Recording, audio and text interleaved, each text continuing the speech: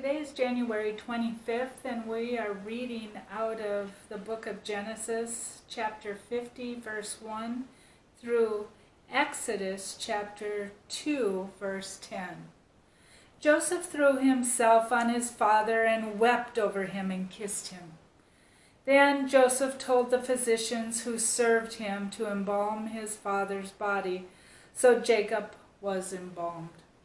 The embalming process took the usual 40 days, and the Egyptians mourned his death for 70 days. When the period of mourning was over, Joseph approached Pharaoh's advisors and said, "Please do me this favor and speak to Pharaoh on my behalf. Tell him that my father made me swear an oath.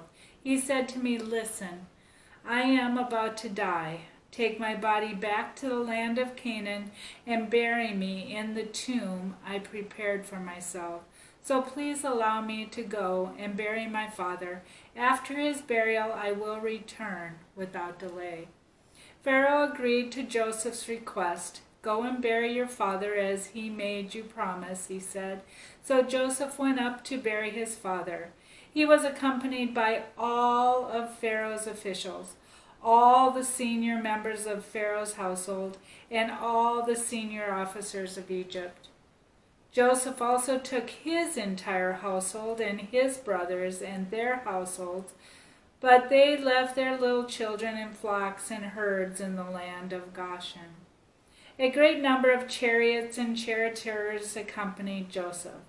When they arrived at the threshing floor of Atad, near the Jordan River, they held a very great and solemn memorial service, with a 7-day period of mourning for Joseph's father. The local residents, the Canaanites, watched them mourning at the threshing floor of Atad. Then they renamed that place, which is near the Jordan, Abel Mizraim, for they said, "This is a place of deep mourning for these Egyptians." So Jacob's sons did as he had commanded them. They carried his body to the land of Canaan and buried him in the cave in the field of Machpelah near Mamre. This is the cave that Abraham had bought as a permanent burial site from Ephron the Hittite. After burying Jacob, Joseph returned to Egypt with his brothers and all who had accompanied him to his father's burial. But now that their father was dead, Joseph's brothers became fearful. "Now Joseph will show his anger and pay us back for all the wrong we did to him," they said. So they sent this message to Joseph. "Before your father died, he instructed us to say to you, 'Please forgive your brothers for the great wrong they did to you, for their sin in treating you so cruelly. So we, the servants of the God of your father, beg you to forgive our sin.'" When Joseph received the message, he broke down and wept. Then his brothers came and threw themselves down before Joseph. "Look, we are your slaves," they said. But Joseph replied, "Don't be afraid of me. Am I God that I can punish you? You intended to harm me, but God intended it all for good. He brought me to this position so I could save the lives of many people. No, don't be afraid.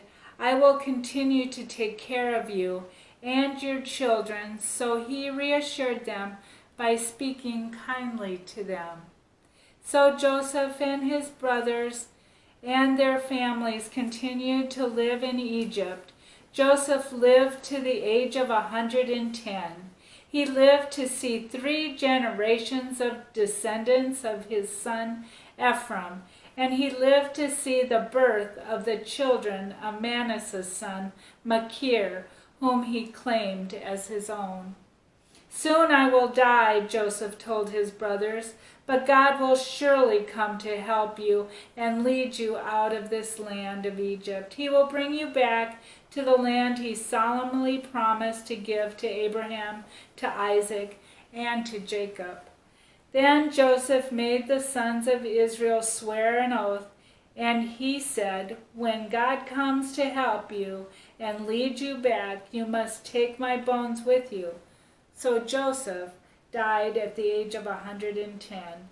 The Egyptians embalmed him, and his body was placed in a coffin in Egypt. These are the names of the son of Israel, that is Jacob, who moved to Egypt with their father, each with his family: Reuben, Simeon, Levi, Judah, Issachar, Zebulun, Benjamin, Dan, Naphtali, Gad, and Asher. In all, Jacob had 70 descendants in Egypt, including Joseph, who was already there. In time, Joseph and all his brothers died, ending that entire generation. But their descendants, the Israelites, had many children and grandchildren. In fact, they multiplied so greatly that they became extremely powerful and filled the land. Eventually, a new king came to power in Egypt who knew nothing about Joseph or what he had done. He said to his people, "Look, the people of Israel now outnumber us and are stronger than we are. We must make a plan to keep them from growing even more. If we don't, and if war breaks out, they will join our enemies and fight against us. Then they will escape from the country." So the Egyptians made the Israelites their slaves. They appointed brutal slave drivers over them, hoping to wear them down with crushing labor. They forced them to build the cities of Pithom and Ramesses as supply centers for the king. But the more the Egyptians oppressed them, the more the Israelites multiplied and spread, and the more alarmed the Egyptians became. So the Egyptians worked the people of Israel without mercy. They made their lives bitter, forcing them to mix mortar and make bricks and do all the work in the fields. They were ruthless in all their demands. Then Pharaoh, the king of Egypt, gave this order to the Hebrew midwives: "Shiphrah and Puah, when you help the Hebrew women as they give birth, watch as they deliver. If the baby is a boy, kill him. If it is a girl, let her live." But because the midwives feared God, they refused to obey the king's orders. They allowed the boys to live too. So the king of Egypt called the midwives. "Why have you done this?" he demanded. "Why have you allowed the boys to live?" "The Hebrew women are not like the Egyptian women," the midwives replied. "They are more vigorous and have their babies so quickly that we cannot get there in time." So God was good to the midwives, and the Israelites continued to multiply, growing more and more powerful. And because the midwives feared God, he gave them families of their own. Then Pharaoh gave this order to all his people: "Throw every newborn Hebrew boy into the Nile River, but you may let the girls live." About this time, a man and woman from the tribe of Levi got married. The woman became pregnant and gave birth to a son. She saw that he was a special baby and kept him hidden for 3 months. But when she could no longer hide him, she got a basket made of papyrus reeds and waterproofed it with tar and pitch. She put the baby in the basket and laid it among the reeds along the bank of the Nile River. The baby's sister then stood at a distance, watching to see what would happen to him. Soon Pharaoh's daughter came down to bathe in the river, and her attendants walked alongside the riverbank. When the princess saw the basket among the reeds, she sent her maid to get it for her. When the princess opened it, she saw the baby. The little boy was crying, and she felt sorry for him. "This must be one of the Hebrew children," she said. Then the baby's sister approached the princess. "Should I go and find one of the Hebrew women to nurse the baby for you?" she asked. "Yes, do," the princess replied. So the girl went and called the baby's mother. "Take this baby and nurse him for me," the princess told the baby's mother. "I will pay you for the help." So the woman took her baby home and nursed him. Later, when the boy was older, his mother brought him back to Pharaoh's daughter, who adopted him as her own son. The princess named him Moses, for she explained, "I lifted him out of the water." Now we will read out of the book of Matthew, chapter 16, verses 13 to chapter 17, verse 9. When Jesus came to the region of Caesarea Philippi, he asked his disciples, "Who do people say that the Son of Man is?" "Well," they replied, "some say John the Baptist, some say Elijah, and others say Jeremiah or one of the other prophets." Then he asked them, "But who do you say I am?" Simon Peter answered, "You are the Messiah, the Son of the living God." Jesus replied, "You are blessed, Simon, son of John, because my Father in heaven has revealed this to you. You did not learn this from any human being. Now I say to you that you are Peter, which means rock. And upon this rock I will build my church, and all the powers of hell will not conquer it. And I will give you the keys of the kingdom of heaven. Whatever you forbid on earth will be forbidden in heaven, and whatever you permit on earth will be permitted in heaven." Then he sternly warned the disciples not to tell anyone that he was the Messiah. From then on, Jesus began to tell his disciples plainly that it was necessary for him to go to Jerusalem and that he would suffer many terrible things at the hands of the elders, the leading priests, and the teachers of religious law. He would be killed, but on the third day he would be raised from the dead.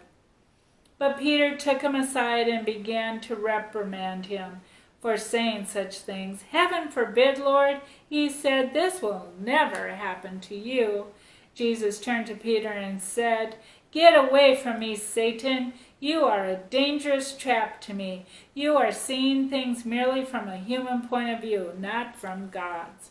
Then Jesus said to his disciples, "If any of you wants to be my follower, you must give up your own way, take up your cross, and follow me. If you try to hang on to your life, you will lose it. But if you give up your life for my sake, you will save it. And what do you benefit if you gain the whole world but lose your own soul? Is anything worth more than your soul? For the Son of Man will come with his angels in the glory of the Father, and will judge all people according to their deeds. And I tell you the truth, some standing here right now will not die before they see the Son of Man coming in his kingdom." 6 days later, Jesus took Peter and the two brothers, James and John, and led them up a high mountain to be alone. As the men watched, Jesus' appearance was transformed, so that his face shone like the sun, and his clothes became as white as light. Suddenly Moses and Elijah appeared and began talking with Jesus. Peter exclaimed, "Lord, it's wonderful for us to be here.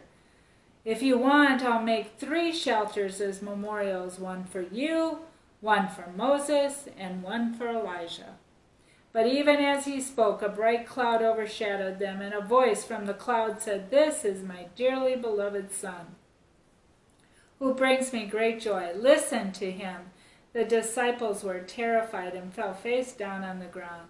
Then Jesus came over and touched them. "Get up," he said, "don't be afraid." And when they looked up, Moses and Elijah were gone, and they saw only Jesus. As they went back down the mountain, Jesus commanded them, "Don't tell anyone what you've seen until the Son of Man has been raised from the dead." Now we will read out of the book of Psalm, chapter 21, verses 1 to 13. "How the king rejoices in your strength, O Lord!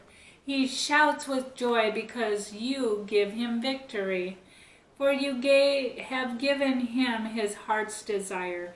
You have withheld nothing he requested. Interlude. You welcomed him back with success and prosperity. You placed a crown of finest gold on his head. He asked you to preserve his life, and you granted his request. The days of his life stretch on forever. Your victory brings him great honor, and you have clothed him with splendor and majesty.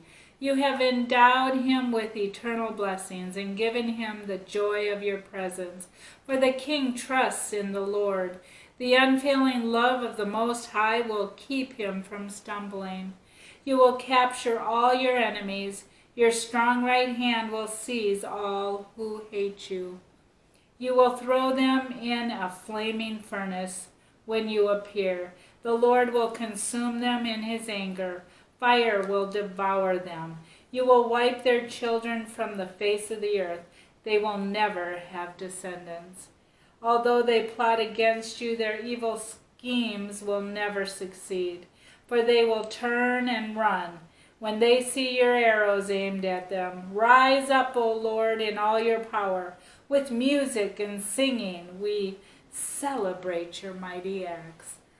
And now we will close with the book of Proverbs, chapter 5, verses 1 to 6. My son, pay attention to my wisdom. Listen carefully to my wise counsel. Then you will show discernment, and your lips will express what you have learned. For the lips of an immoral woman are as sweet as honey, and her mouth is smoother than oil. But in the end she is as bitter as poison, as dangerous as a double-edged sword. Her feet go down to death. Her steps lead straight to the grave, for she cares nothing about the path to life. She staggers down a crooked trail and doesn't realize it. And this we pray in Jesus' name. Amen.